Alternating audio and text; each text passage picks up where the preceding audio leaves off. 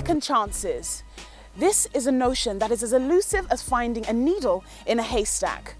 They do not come often, and for most, it can mean as much as a needed lifeline, one that can transform a failed business into a resounding success. My name is Peace Hyde, and this is My Worst Day on Forbes Africa TV. 2011 marked a watershed year for financial markets in Nigeria. Many stakeholders were betting on a return to loan book stability, with AMCON recapitalizing banks by buying up distressed loans. For those who owed these banks, this was the beginning of a long battle to stay afloat. Our next entrepreneur found himself right in the heart of this predicament. Let's find out who he is.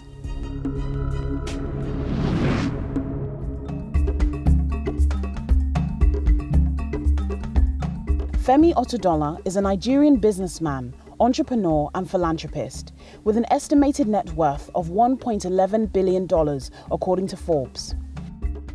Mr. Otedola is the controlling shareholder of publicly traded Forbes Oil, an oil marketing and power generation company, originally a Nigerian subsidiary of British Petroleum. Forbes Oil has more than 500 gas stations across the country.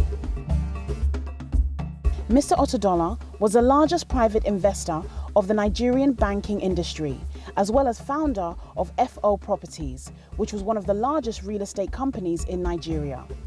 Mr. Otedola, a former president of the Nigerian Chamber of Shipping and immediate past chairman of Transcorp Hilton Hotel, Abuja, was appointed member of the Governing Council of the Nigerian Investment Promotion Council in January 2004.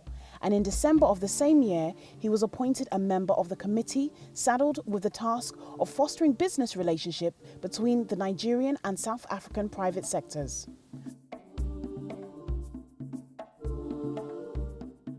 Otedola was also the chief executive and president of C4 Shipping Company Limited, and was at one point Nigeria's largest ship owner after extending control over distribution of diesel products. Otedola was also appointed member of the National Economic Team.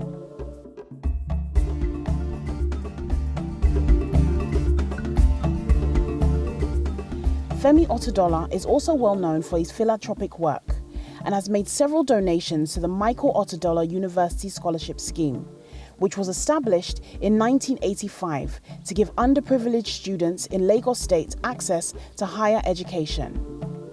In 2005, Zenon donated 200 million to the scheme's fund.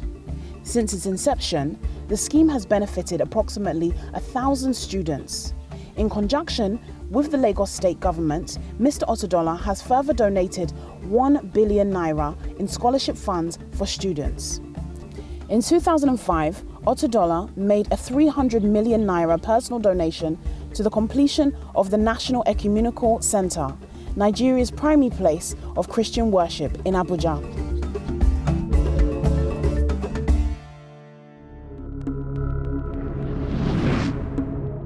Thank you for joining me on another exciting episode of My Worst Day. And today we're joined with the oil tycoon, Mr. Femi Otedola. Welcome to My Worst Day on Forbes Africa TV. Thank you very much.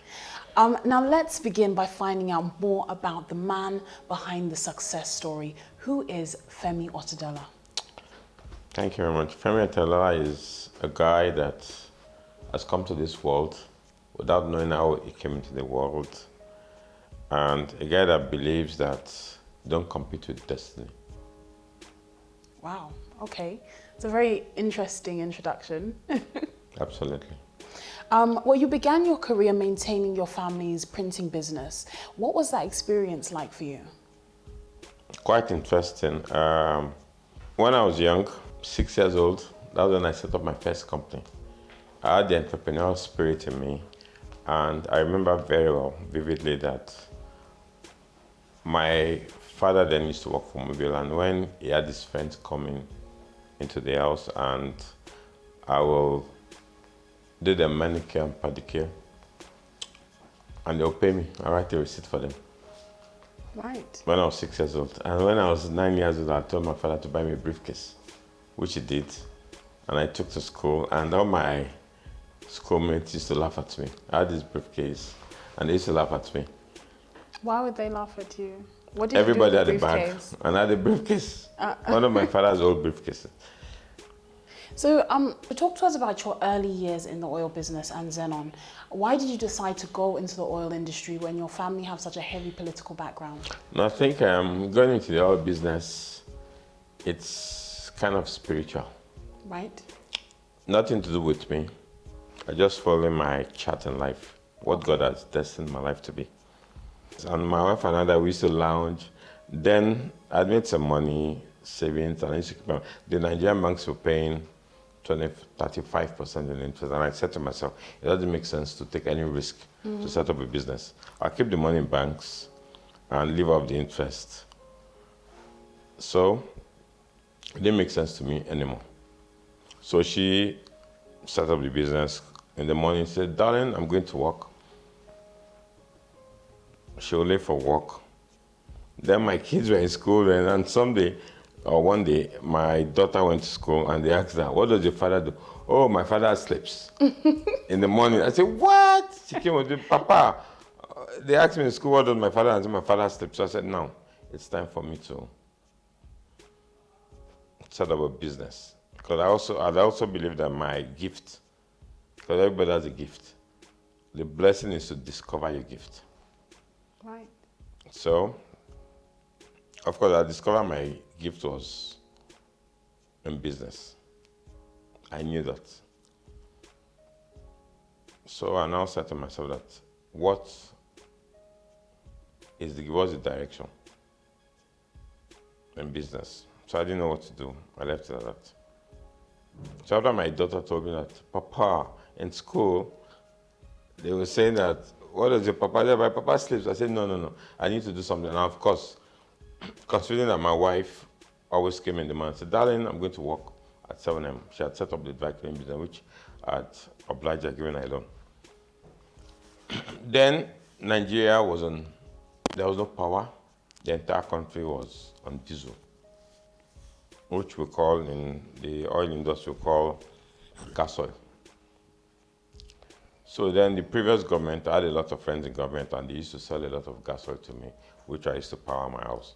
So this day I came home and there was no power. And I had to move my entire family to Sheraton Hotel. So I called a friend of mine and said, listen, where do you get diesel from? He said there was a company that supplies diesel. So I called up the company and said, well, they will bring the diesel in 2 days. They gave me the price, which was very high, and I paid. 3 days after, of course, they never came. So I was driving from my office in Victoria Land. Then I got on the third mainland and I saw it parked.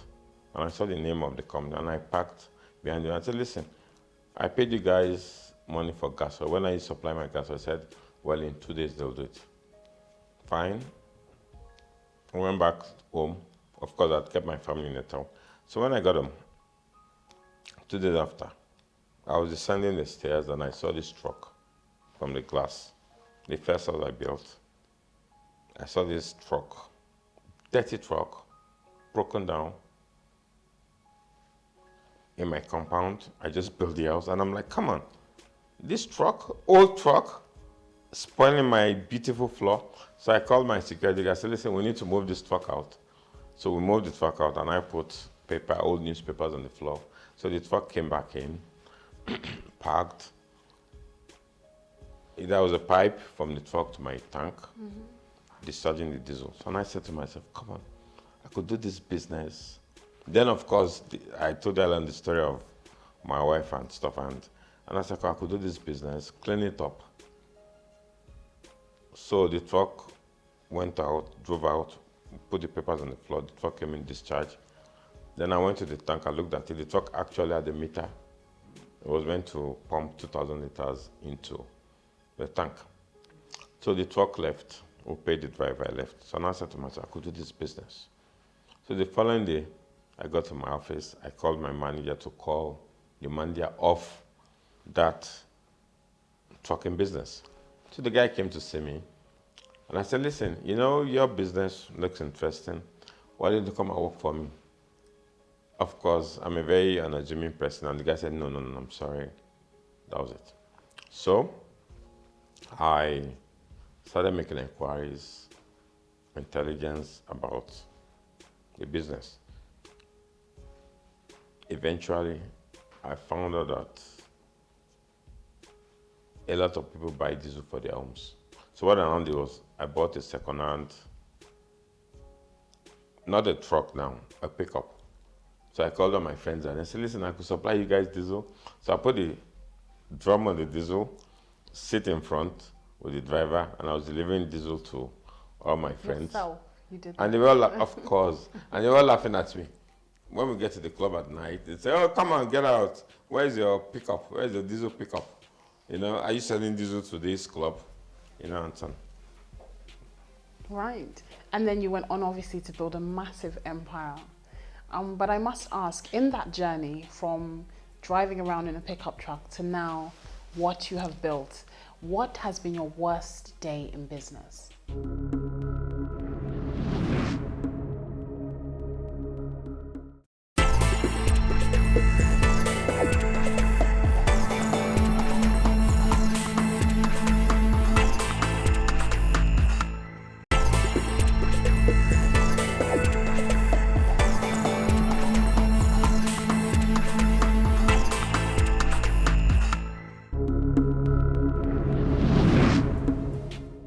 Now, what's the business? I have different worst days. Do you have one particular one that stands out the most for you? Yeah, of course, of course. When I lost $1 billion, Right. How did that come about? You fantastic. don't tend to lose that every day. No, exactly. Now, when I set about my journey in business, I had two things in mind. Then, the first one was, where there's a will, you could get wherever you wanted to get to. You have to have the killer instinct. So now I decided that now, where there's a will, there's a way. I put that aside. Second thing, I said to myself, I was not going to have friends and enemies. I was going to have only competitors. So that set out my journey. How did you go from a company that was turning over millions by the month to a company that literally was Billions, losing actually. Billions.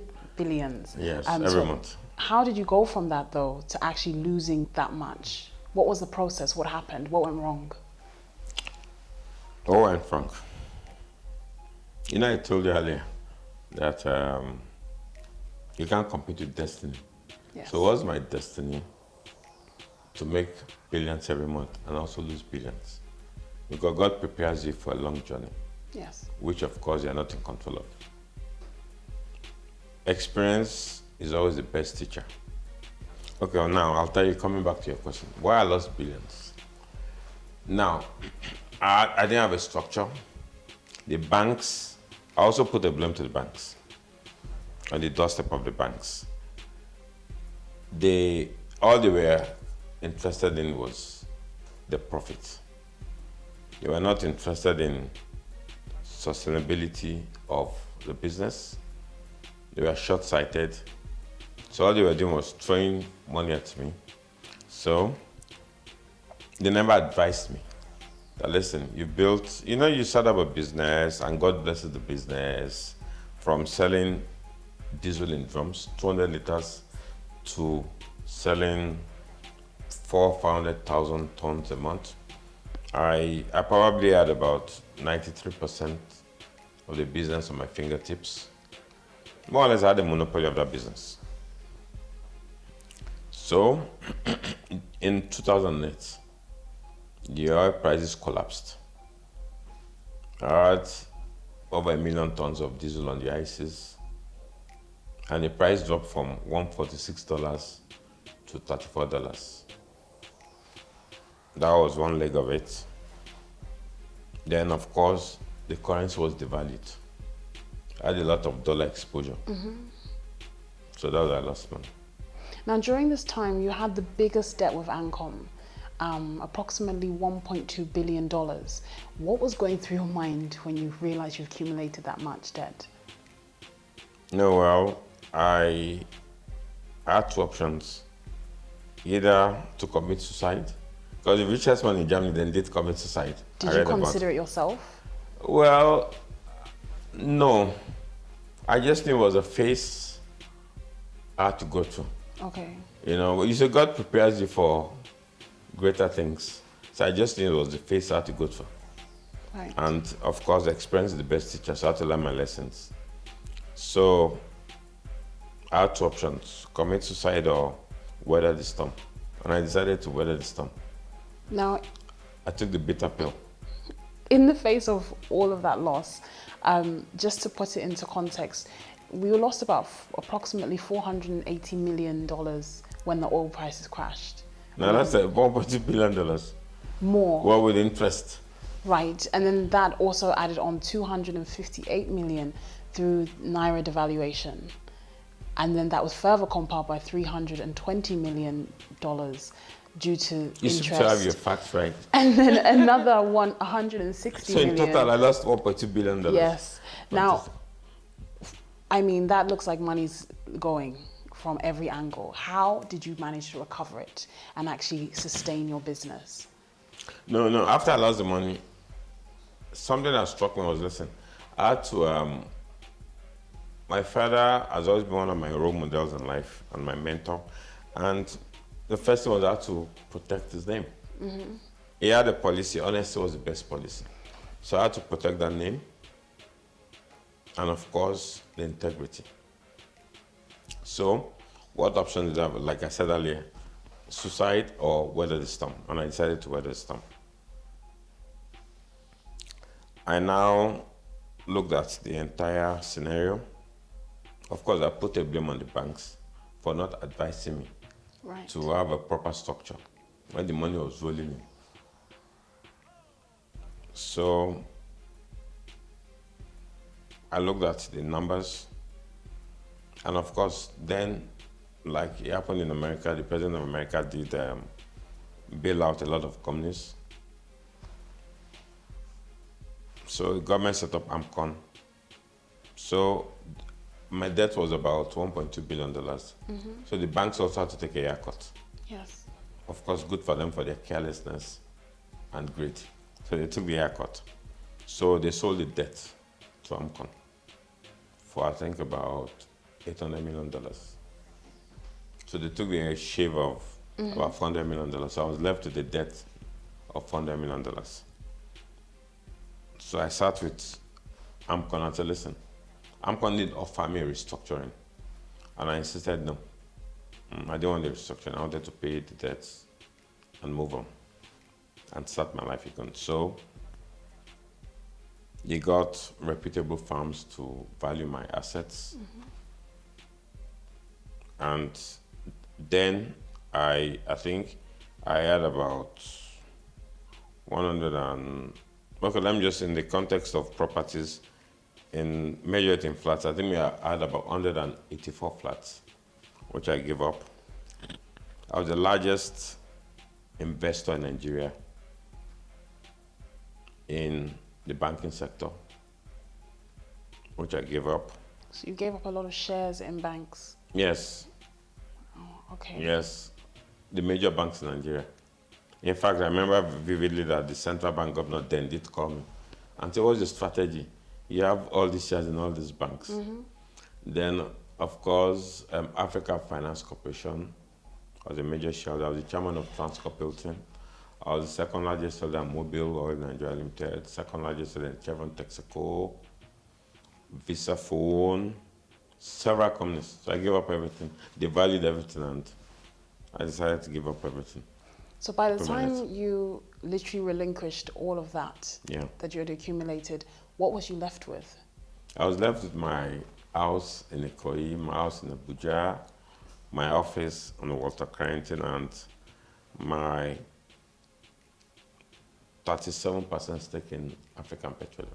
And how did you feel at that moment when you've lost over half of everything, all your assets? What was going through your mind? How did you feel? No, I just had that feeling in me that once God blesses you, He never takes away His blessings. It was just God was just telling me that, listen, you need to learn a lot of things. You take the risks. And of course, I've done the chase. And I've achieved success, recognition. The fulfillment is, I don't feel I'm fulfilled yet now. Until there's no poor person in Africa. Okay. Yes. Right. And what advice would you give to young entrepreneurs that want to follow in your footsteps? They need to work extremely hard. And with the oil prices today, it simply shows that there is no free lunch anymore. People must work hard, extremely hard, to earn a living. When you look back now and reflect on that experience, what did you take from it? An entrepreneur knows what no one knows. That's the secret to success for an entrepreneur. An idea strikes you, which no one knows about. Only you know about that idea. That was what makes it successful. You know what no one knows. If I was telling my daughter the other day, I said, listen girl, in 50 years, I'll be dead in 50 years, and there are not going to be petrol stations in the world anymore. You're going to have solar power, electric cars, renewable energy. I'm a good student of history, and I always say to my children that my vision is to have an empire that will outlive me. In my quiet moments, I think of people like, of course, I read about them. I never knew. I think of people like Mr. Rolls. That was a Mr. Royce, Mr. Sainsbury, Mr. Cadbury, Mr. Nestle, Mr. Dow, Mr. Jones. Now, I always look at what made these people succeed, or what has made their names outlive them. They were public companies. Eventually, they became public companies, and also they had a vision to set up empires that will outlive them. Right. Well, thank you very much, Mr. Femi Otedola, for joining me on my worst day. You've been absolutely phenomenal.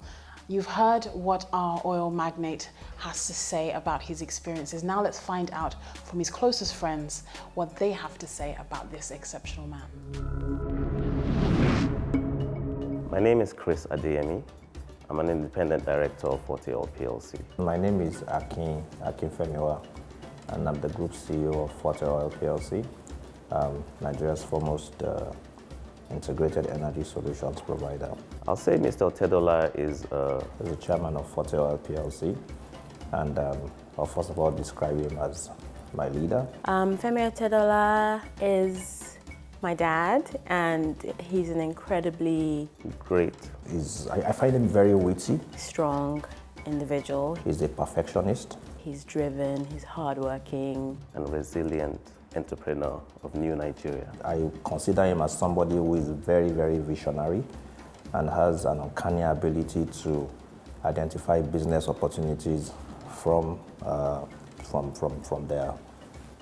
potential point of view. He has a softer side to himself as well. I also know him as a philanthropist. He's an avid businessman. He's very clear about his goals in business, sets them, and works hard towards achieving them. He's always thinks 10 steps ahead, so he's always a great person to go to for advice. I describe him as somebody who has native intelligence. He took AP, African Petroleum as it was called then, in 2007, which was a sleeping giant, and woke it from its deep slumber and metamorphed it into Forte Oil PLC of today, which has become one of the fastest growing companies in Africa, and indeed probably the whole world. You know, when you're thinking about something from one angle, he's got 10 other angles that he's thought about it from, so he's really intelligent. On the other hand, from business, he's incredibly supportive. He has 3 daughters, so he's had to learn to be a little bit soft with us. So if you're thinking of somebody, if you want to attend the University of Life, I believe you should speak more to Mr. Otedola. That's my own personal view of it. He's very concerned about the welfare of the Nigerian youths. This is why he champions the Sir Michael Otedola Scholarship Fund, which is for indigenes of Lagos State. Thousands of Lagosians, young Lagosians, have benefited from this. He's great. He's a great dad. In his private life, he's funny, hilarious. Also a very jovial person and very caring. He's driven in all manners of things. So lately, he's quite into his health and fitness. So he's driving all of us to be a bit more fit and self-conscious, which is great. He's a great father. It sounds biased, but it's true. There are two types of people in business, the risk takers and the conservatives.